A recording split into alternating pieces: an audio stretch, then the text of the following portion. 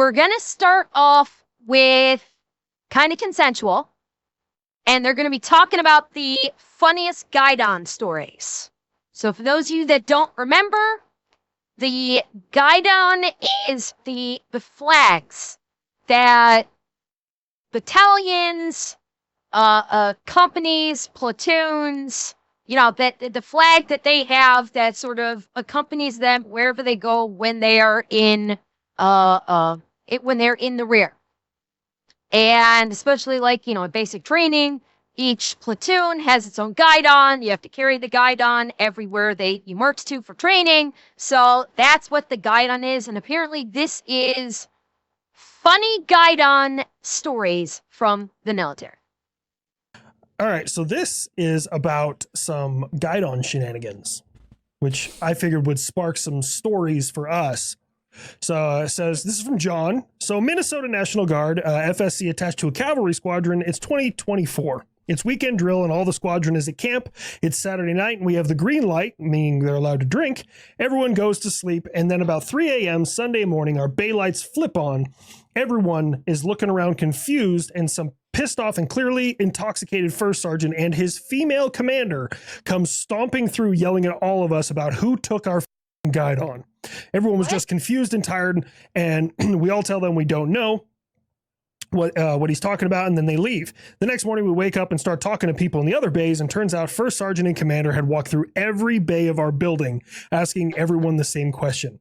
Come to find out, the Guidons had gone missing from the NCO induction ceremony. Our company has a history of making Guidons disappear, so they just assumed it was us. We all complained about the female commander barging into our male bay, not announcing it or anything. She's apparently no longer a captain, and one of our people did take the other 4 troops' Guidons, but that's not important.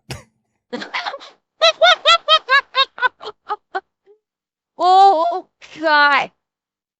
Oh, got the commander das Boot. Right, Ray. I've stolen some Guidons. I was reading that and I was like, I bet Rich has a Guidon stealing story. I have kind of one.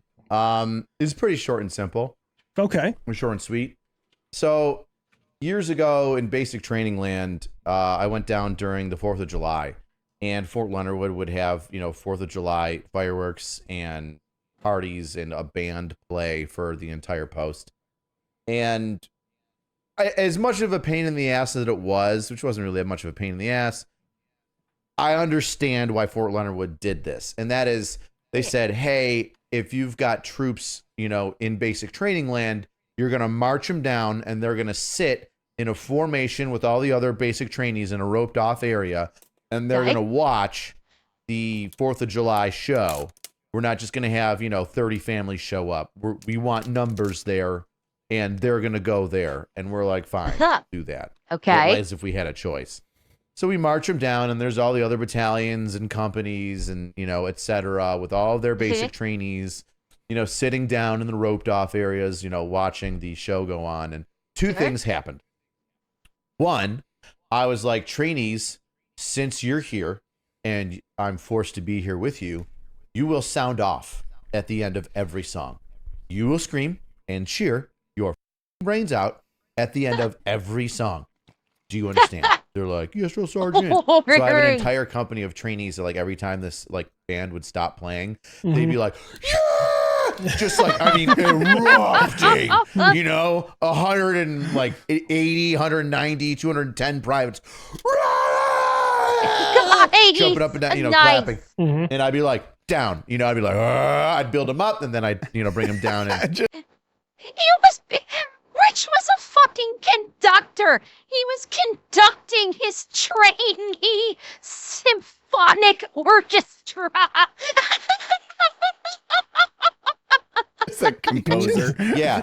I love how you turned yourself into Kim Jong-un. Just everybody must clap. I do that. I go clap on 3. Ready? 3. And they clap on 3 until, like, so if somebody does a good job, I'd be like, Private So did a good job. Clap on 3. 1, 2, 3. And the entire platoon will clap in unison.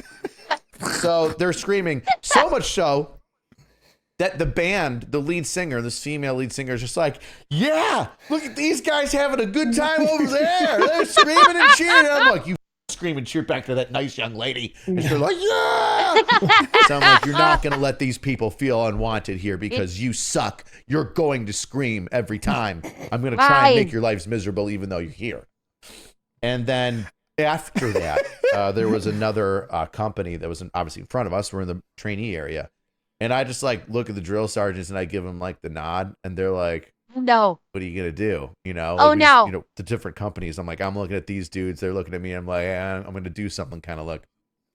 And I walk over to the other company and I pick up their Guideon and I just start walking away with it. And as I walk away with it, the company's privates are like, oh, shit. We're taking our Guideon. And I run into specifically my platoon in my company. I'm like, protect me. And I'm running with the Guideon. And the other company comes in to try and tackle me. And my platoon and my company go over and start ripping people off of me. Oh and my so God. like 4 or 5 minutes, it's like this big, like just pick up and throw people brawl. Oh, just a fucking dog and it's, pile. Well, I try to keep the Guideon. And I gave it up. You know, it was one of those good, fun moments. That was it. Oh my. Dad, like, as crazy as it sounds, that must have been so much fun. Dad had to have been so much fun for those recruits where having their drill sergeant just snag another company's Guideon, come running in, be like, protect me, and the recruits are like, and just start throwing people left and right. It's like, it reminds me of that scene from Heartbreak Ridge, where at the very end they were at the they did the matchup where the two platoons got into the water pit and just started throwing each other every which way.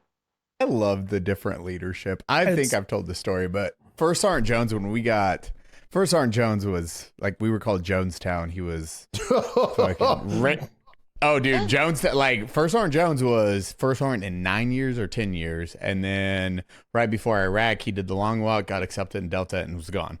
Like trained us like how he wanted. He's like, this is how we train. He hated Sergeant Major Green, like with a passion. So we did a company formation, or sorry, battalion formation. Sergeant Major Green walks out and he's like, Alpha Company. We're all in our little company lines. And he sounds off for Alpha. Alpha sounds off. And when they're sounding off, First Sergeant Jones turns around and looks at us. And he's like, if any of you sound off, I will kill you.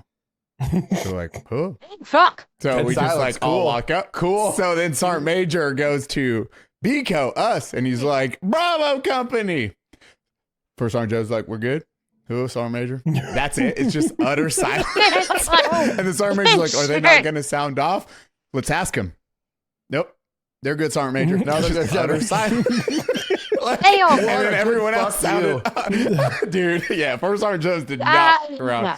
I didn't know even like we were soft caps during range day and shooting and training and drills. Like we were doing demo and all this shit. So fast forward. I've heard Eli talk about this before. I remember seeing it might have been another kind of consensual. It could have been on the Unsub podcast. I don't recall exactly. He's talked about this, like his first sergeant when his first sergeant for his company trained the fuck out of his troops, including Eli. When Eli just said, when they went to range day, they would do soft cap, they would not do Kevlar. He trained them in all sorts of like combat tactics, like advanced combat tactics, and so. When they would do like a battalion thing where it's like, okay, you know, we're gonna be doing advanced combat tactics. This is gonna be really tough. And Eli was like, it's like nothing. It was like an every other day because his first sergeant had been like so vehement about having them like trained in combat, like for all the combat stuff, to make sure that they were like top tier in their battalion in terms of combat readiness. And Garrett, your question? No, there is one person. No, sorry, in Titan Consensual, yes, they're all veterans. Yes, in kind for kind of consensual. I thought you were saying unsuck for a second. Yes, Garrett. They're all veterans. You got Eli, who's Army. You've got Rich, who's active Army. You've got Nick, who was Army, and then you've got Ethan, who was just recently retired from the Army. So yes, all of the boys here on Kind Consensual are either ex or current military. Well, no, Atsunashi, Garrett asked about Kind of Consensual, not the unsub crew. Brandon doesn't do the Kind of Consensual. Brandon is not a part of Kind of Consensual, so it's just the Kind of Consensual crew. Or two when we did a battalion training exercise, advanced CQB and all that shit. Like, yeah, he's talked about this. he just got in the truck and he was like, "Hey, you guys already know this shit, but now they have to learn. So just play stupid like we haven't been doing this the entire time." We're like, oh. Dude stacked bodies. He was in Iraq when I was in Iraq with Delta, though. It was weird. It was so weird having that dude. And then when we met up with the Delta guys down here, and when we did the at the ranch, we went shooting and had fun, did long range training with them. They knew Jones. They were like, "You know CJ?" I was like, "Wait, yeah, he was my first sergeant." And they're like, "Holy shit, dude. Tell him a story about him getting kicked off American Airlines." I was like, "Huh? Wait, What? Go on about this." Like, yeah, he got shit wrecked when we were traveling from country. I was like, "Oh God. Huh. Ah, I miss those days." Not that much. Not like you, Richard. You get to do that and live that life. So proud of you for it. It's fun. Nick, do you have any Guideon stealing stories? I don't, but Richard's mosh pit story reminded me of when I was at Fort Sam Houston for medic training. This will be good. So Fort Sam Houston is like a joint base between all the armies, all the military's medics get trained there. So you've got Army combat medic, you've got the Air Force, whatever their guy is, and then you have the Navy corpsmen. And the Navy corpsmen are already kind of split up at this point, I think, or at least they're like trying to get split up because a lot of those guys want to go be medics for the Marines, because Marines don't have a Marine Corps medic. You have to be a Navy corpsman assigned to the Marines. Yeah. Well, Yep, right. Of course. Yeah. we went to a different chow hall. It felt like every goddamn day because there's so many different chow halls and there's so many different, you still walk in formation and all that bullshit. And at least when I was there, it was always kind of a thing that, the Army would try to walk through a Navy formation or vice versa or Air Force formation. And the disrespect. The Air Force would always just like scatter. They'd get out of the way, whatever. But the Navy wouldn't. So like there was so many times where there would just literally be two columns of Army and Navy walking right through each other and just shoulder checking the shit out of each other. Just two formations. Oh my God. Just beating the shit out of each other over the course of marching through each other. And it just Dwarf Lord, thank you for the tier 1 6 months in advance. Thank you so very much. reminded me of that. It was a good I time. love it. Man. Dude, we had so my one big one is when I was a battery trainer in Charlie 3-2. We had a great first sergeant, great commander, and my first sergeant was smart. I think he knew some tomfoolery with Guidons was going to happen while we were in the field. He was a short range air defense guy. That's shit that they do. Normally high air defense, high to medium air defense. We don't really f with that. So he would sleep in one of the tents and the Guidon was posted outside because the commander and everyone was there. And he 550 corded it to his leg. I had a feeling. Apparently in the middle of the night, I think it was Bravo battery. Might have been Bravo or Alpha. They like parked on the road, snuck in, went to grab the Guidon and take off running with it. Obviously woke up the first sergeant. He starts making noise. So in Patriot units, you have your Echoes and you have your Tangos. I was the Echo. We're like the nerds that live tactics. The Tangos are dumb as shit, but they are very dedicated and they love to do shenanigans. Tangos come running. Okay. Scoop these guys up, roll them up. First sergeant had to tell him not to hog tie these guys. So he was like, don't hog tie them. Just, I'm going to get a hold of their chain of command and tell them to come and get them. And they were like, hey, first sergeant, can we go procure some Guidons? He's like, I'm not telling you can, but I'm also not telling you can't. I'm going to be back in here getting some rest. We wake up the next morning and there was a hill off to the right of our site. Like it was probably 150 yards. And all 4 Guidons, including the battalion colors, were posted on top of that hill because the Tangos just disappeared into the night and Shit. stole everybody else's. Nice. Battalion commander was pretty pissed off about that, but I was very proud of my Tangos. I was like, I you Aw. guys. That's good. You need shenanigans. Oh, of course. Field shenanigans are required.